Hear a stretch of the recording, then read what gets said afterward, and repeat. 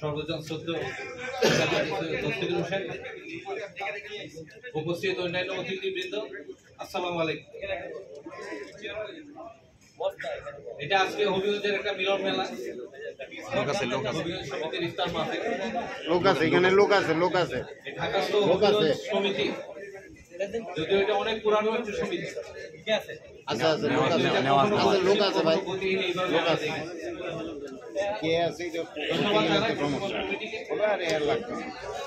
কামরুল হাসান তরফদার ভাই অ্যাসোসিয়েশনের দায়িত্ব নেওয়ার পরে এটি যথেষ্ট গতি পেয়েছে। আমরা আশা করি এই গতিটা অব্যাহত থাকবে। একটি বিষয় এখানে আলোচিত হয়েছে, একটা হলো মেডিকেল কলেজের বিষয়। না পাওয়ার একটা বেদনা আছে, কিন্তু পেয়ে হারানোর বেদনাটা আরো গর্বিত। আমাদের মেডিকেল কলেজ ছিল না, সেটা একরকম বিষয়, কিন্তু মেডিকেল কলেজ হওয়ার পরে 5-7 বছর অতিবাহিত হওয়ার পরে এখন যদি সেটা বন্ধ হয়, এটা হবিগঞ্জবাসীর জন্য এটা খুবই একটা দুঃখজনক একটা বিষয় হবে। যারা হবিগঞ্জের অধিবাসী আছেন না, প্রত্যাশা করবো, আহ্বান রাখবো, আমরা সবাই মিলে যার যার অবস্থান থেকে সোচ্চার হই, যাতে এই মেডিকেল কলেজকে আমাদের এখানে যাতে থাকে। আরেকটি বিষয় আলোচিত হয়েছে অফিসের বিষয়। আমাদের একজন শিল্পপতি ম্যাডাম আমাদের অফিসের ব্যবস্থা করে দিবেন, আমি তাকে ধন্যবাদ জানাই। তারপরেও একটা স্থায়ী অফিস যাতে হতে পারে, আমি আমার লেভেল থেকে চেষ্টা করব। আমি অনুরোধ করবো যারা এটা নিয়ে কাজ করেন, আমার সাথে যদি একটু নিয়মিত যোগাযোগ রাখেন, আমি চেষ্টা করবো কোনো একটা জমি যদি ঢাকা সিটির ভিতরে পাওয়া যায়। আমি জানি না এটা কতটুকু সাকসেসফুল হবে, তবে চেষ্টা করতে তো অসুবিধা নেই, সেই চেষ্টাটা তো ইনশাআল্লাহ আমি করব। আজকে আমাকে এখানে দাওয়াত দেওয়ার জন্য, উপস্থিত হওয়ার সুযোগ দেওয়ার জন্য আমি আবার ধন্যবাদ জানাচ্ছি। আপনারা সবাই ভালো থাকবেন।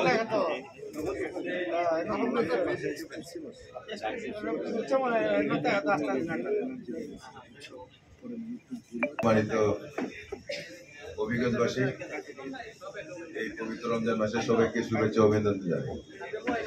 আসলে আমি যখন পিছনে বসছিলাম, কমিশনার মহোদয় বলছেন অনেকে আশা ছিল, কিন্তু না পাওয়ার বেদনাটা বেশি। আমি বিশ্বাস করি আজকে আমাদের মঞ্চের সামনের দিকে যারা আছে সব কিছু হবে।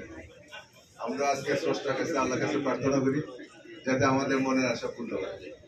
এই মাস পবিত্র মাস, সিয়ামের মাস, আমরা সবাই এই পট পরিবর্তনের পরে বাংলাদেশ যেন সামনের দিকে এগিয়ে যায়, স্রষ্টার কাছে প্রার্থনা জানিয়ে আমরা সবাই ভালো থাকবেন, সুস্থ থাকবেন। রোজার শেষে সবাই সুন্দরভাবে ঈদ পালন করবেন, এই প্রত্যাশা জানিয়ে আমার কিছু বলার যে সুযোগ করে দিয়েছেন, এই জন্য ধন্যবাদ জানাই। আপনারা সবাই ভালো থাকবেন, সুস্থ থাকবেন এবং আনন্দ থাকবেন। এ পর্যায়ে আমাদের মধ্যে বিশিষ্ট নাট্য ব্যক্তিত্ব আমাদের জুনা ভাই সংক্ষেপে দিয়ে একটি কথা বলেন। আসসালামু আলাইকুম। কেউ তো ওয়ালাইকুম সালাম দিলেন। Thank you. আসলে আজকে এই ইফতার অনুষ্ঠান বা অনেক অনুষ্ঠানই হবিগঞ্জ স্টেশনের পক্ষ থেকে হয় এবং তাও আত্মনিয়মিত হয়। তাছাড়া কখনোর একটা চোরও থাকে, অবশ্যই আসবি। তো এই হিসাবে আজকে আমি আসছি, শুধু আমি আসি নাই, আজকে আমি চাচ্ছি, আজকে এই জন্যই এসেছি যে আমি আমার পরবর্তী প্রজন্মটাকে আমার সাথে নিয়ে আসছি। আমার ছেলে ও কখনোই আমার হবিগঞ্জের প্রোগ্রামগুলোতে বা হবিগঞ্জে যাওয়া সবকিছু মিলিয়ে খুব কমই হয়, কিন্তু আজকে বিশেষভাবে তাকে নিয়ে আসছি, যেহেতু একটি রমজান মাসের একটা পবিত্র দিনে ও আসুক, সবার সাথে পরিচিত হোক, দেখা হোক।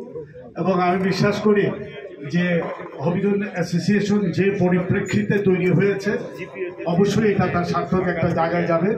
কারণ বর্তমানে যারা নেতৃত্ব দিচ্ছেন আশাবাদী, এবং তারা যে কাজগুলো করছেন সেটাও আমরা আশাবাদী। আর সামনে যারা আছেন তাদের মধ্য থেকে আমাদের আগামী প্রজন্ম বেরিয়ে আসবে, সেটাও সত্যি।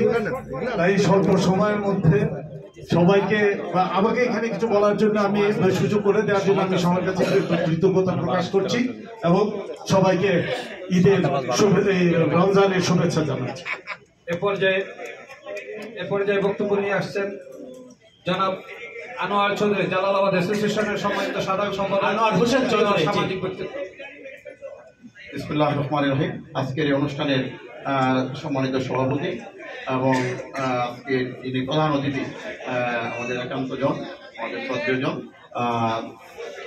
শ্রম আপিল আদালতের চেয়ারম্যান বিচারপতি সৈয়দ দস্তগীর হোসেন, এবং আমার অনুজ সহকর্মীবৃন্দ, অতিথিবৃন্দ, আসসালামু আলাইকুম।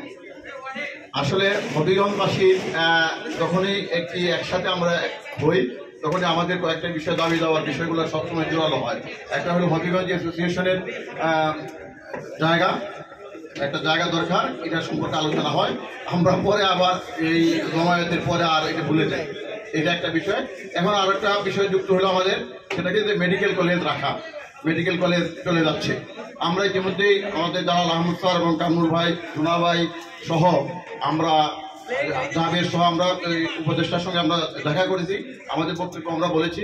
ইতিমধ্যে আমাদের যে দুই অনুজ সহকর্মী বিভাগীয় কমিশনার শরফুদ্দিন চৌধুরী এবং আব্দুর রহমান তরফদার বাবলু, তারাও কথা বলেছেন। সুতরাং এটা আমাদের কথা বলতে হবে, ঠেকায় রাখতে হবে, যাতে করে এটি চলে না যায়। এখন আরেকটি সমস্যা কিন্তু আসতেছে, এটি নিয়েও আপনাদের ভাবতে হবে। হবিগঞ্জ কৃষি বিশ্ববিদ্যালয়, এটাও কিন্তু এখনো জমি অধিগ্রহণ হয় নাই, এখনো এই অবস্থায় আছে, ঝুলন্ত অবস্থায় আছে। এই টানা হেঁচড়া করলে এটারও কিন্তু অবস্থা খুব খারাপ হবে। আপনারা হবিগঞ্জের সদরের লোকরা যদি জায়গার ব্যবস্থা করতে করেন, আর না হয়তো বলেন মাধবপুরে জায়গা আছে, সরকারি জায়গা আছে, সেখানে বিশ্ববিদ্যালয় হওয়ার মতো, এটা খোলাতে সেখানে কৃষি বিভাগের জায়গা আছে, সেখানে কৃষি বিশ্ববিদ্যালয় হতে পারে। সুতরাং আমি চাই যে বিশ্ববিদ্যালয়গুলো সদরে হয় ভালো। সদর মানে একেবারে শহরই হইতে হবে এমন কোনো কথা না। এই যে বানিয়াচংয়ে আছে, বানিয়াচংয়ে যে নাগুরা কৃষি পার্ক, আপনারা এগুলো দেখতে পারেন। এবং এখানে সবচেয়ে উপযুক্ত দুইজন ব্যক্তি হলো আমাদের বিভাগীয় কমিশনার, আমাদের ছোট ভাই শরফুদ্দিন চৌধুরী আর আব্দুর রহমান তরফদার বাবলু। তারা সরকারের এখন খুব ভালো অবস্থায় আছে, ভালো জায়গায় আছে। সেই গণপূর্ত মন্ত্রণালয় আছে, এখানে অ্যাবান্ডেন্ট প্রপার্টি আছে, রিকুইজিশন প্রপার্টি আছে, পূর্বাঞ্চলে আছে, সেখানে প্রাতিষ্ঠানিক কোটায় সেখানে প্লট দিতে পারে, তারা দিয়ে থাকে। সুতরাং ওইটাও করতে পারে। আমি বলবো যে হবিগঞ্জের অ্যাসোসিয়েশনের জায়গা তো দিবেনই, ওই দুইটার বিষয়ে আর একটু বেশি আপনারা জরুরিভাবে দেখেন, তাহলে আমরা আমাদের এই সমস্যা থেকে সমাধান হবে। আজকে যারা আসছেন আমাদের হবিগঞ্জ অ্যাসোসিয়েশনের ডাকে সাড়া দিয়ে সবাইকে আন্তরিক ধন্যবাদ জানিয়ে, মোবারকবাদ জানিয়ে আমি আমার বক্তব্য শেষ করছি। আল্লাহ হাফেজ। সুধীবৃন্দ, আমরা অনুষ্ঠানে একেবারে শেষ পর্যায়ে চলে আসছি। আমাদের মাননীয় প্রধান অতিথির বক্তব্যের আগে আমাদের অ্যাসোসিয়েশনের সম্মানিত সভাপতি মহোদয়কে বক্তব্য প্রদানের জন্য বিনীত অনুরোধ জানাচ্ছি। সভাপতি বক্তব্য দিচ্ছেন অধ্যাপক ডক্টর কামরুল হাসান তরফদার। আসসালামু আলাইকুম, সবাইকে রমজান ঈদের শুভেচ্ছা। আমাকে এইমাত্র আসলে লিয়াকত চৌধুরী টেলিফোন করে।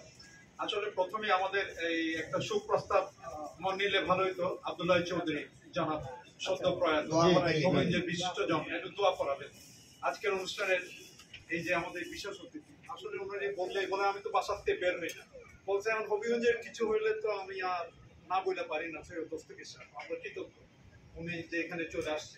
আজকে এখানে যে সবাই মঞ্চে বলছে যে আমার ছোট ভাই বাবলু তরফদার বগলাইয়ার থেকে, আমার বন্ধুবর মুরাদ, ছোটকালতে আমরা একসাথে পড়াশোনা করতে ছিল, যে আমাদের শরফুদ্দিন, আনোয়ার চৌধুরী, আবুল কালাম সাহেব, সেলিনা চৌধুরী, আর সামনে উপবিষ্ট যারা আছে।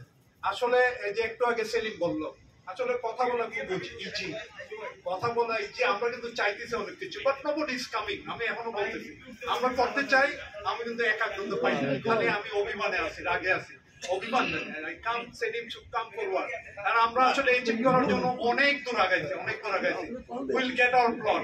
আমরা অলরেডি সেলিনা কৃতজ্ঞ, ছোট মঞ্চ দিয়ে অভিযোগের জন্য 5 কাটা জায়গা দিচ্ছে।